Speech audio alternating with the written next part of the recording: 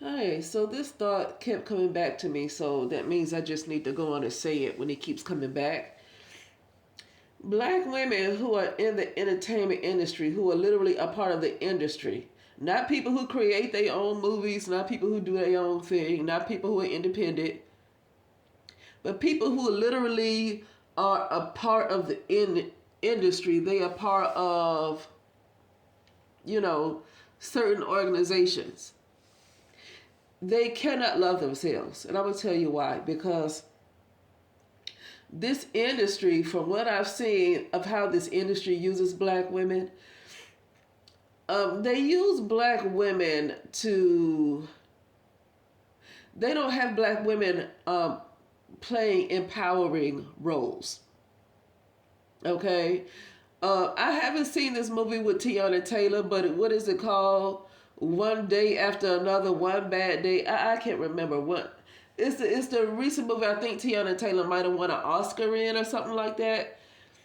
It's with Leonardo DiCaprio, and a lot of people were criticizing the role that she played in that movie and kind of comparing it to Halle Berry and Billy Bob Thornton, okay, in Monsters Ball. And how the kind of role that Halle Berry had to play in Monsters Ball, and her scene with Billy Bob Thornton was kind of, I guess, what people were saying that Tiana Taylor and Leonardo DiCaprio. I have to watch that movie. People said it sucked. I want to see it anyway just to see what they're talking about, okay? I watched a lot of movies that sucked before. So I just kind of am interested in seeing that. Uh, but I look at it and like black women, they're really not allowed to defend themselves when they are torn down. And I'm going to have to say specifically by black men in the industry. What I noticed that other black women in the industry, they really don't say anything. They will speak up if a white man says something about them. But what they will not do is speak up if a black man tears them down. Black women in the industry do not speak up, will not speak up. And just look at the lot of roles that they play with Tyler Perry. It seems like black women that are in the industry, um, they have to almost sign contracts that they agree to play roles that demean them in every single way possible. And as much as they don't like it, they have to keep going with it. They can never be in anything that uplifts the collective of black women. A lot of white women have a lot of roles that make them look powerful. But black women are just really not allowed to play in those kind of roles. Black Panther is as far as it goes for black women empowerment. As far as the industry financing it, now black women can come together and do their own thing without the money, without the support of the industry. But if they're going to get in the industry, even when it comes to music, look at the music. Oh my God. I've just been interested in looking at Glorilla this week because of her sister coming out. And I've just been interested in kind of looking at some of the things that Glorilla has done. She can rap her butt off. Let me just say that. But the lyrics, it's like it's no break. Like, okay, I'm Generation X. So we had our little Kims and we had our Foxy Browns and talk about sex all the time, right? But there was a mix of class and what you would call trash. There was a mix of class and trash. And I'm not calling Lil Kim and Foxy Brown trash because I don't know them personally. But, you can say that the music was focused on sex. It was more lower vibrational, right? But you had your mix, even with the men. When you had the NWA and when you had the Trick Daddies and when you had the Luther Campbell, and when you had Crime Balls and all that stuff that I grew up on, But you also had your mix with the conscious rap too. I also remember Black Sheep, The Choice Is Yours. I also remember A Tribe Called Quest. I also remember what you call it, KRS-One. I mean, it's questionable if he's misogynistic, but he came out with some conscious rap. I also remember Public Enemy. You had your mix.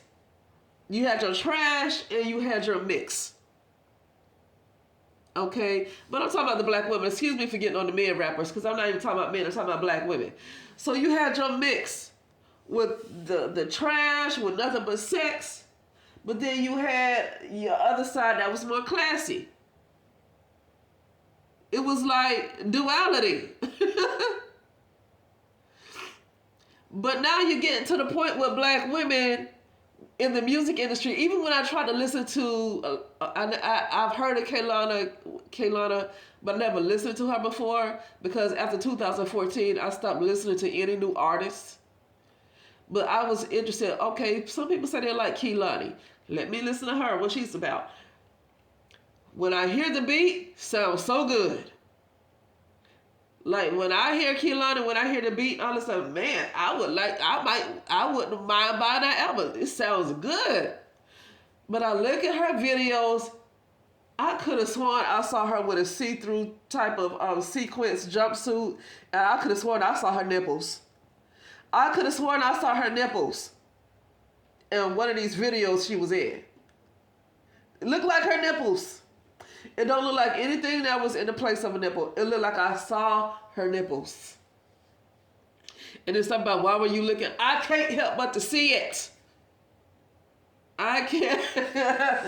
It's like a champagne colored sequence bodysuit type of thing in this video. Sparkly like sequence, but champagne colored. And I could have sworn I saw her nipples. I wasn't trying to look. I saw it. Okay? I don't know if anything was in the place of her nipples, but it looked like nipples. Okay? Why? Little Kim didn't even do that much. Nicki Minaj didn't even do that much. It's getting worse. And this is an R&B singer. This is an R&B singer. Why do they have to be trash? At least Little Kim was like a rapper and Foxy Brown. Okay, Nicki Minaj, Cardi B, okay, they got that type of rap, but the R&B singer is supposed to be more classy. Why they got her like these, like Sexy Red out? Like, really? This is not even duality anymore when it comes to this music with black women. It's not even duality. It's literally all sex, trash, low vibration. That's why I say to be a part, and it's done because music, is like the highest, I guess, it's like the best way to put out certain vibrations is through music, right? And so when you have a lot of black women who listen to Sexy Red, who listen to Glorilla, who listen to Meg Thee Stallion, who listen to, well, Nicki Minaj not out there no more, but she was part of the, she didn't get it started because Little Kim came before her.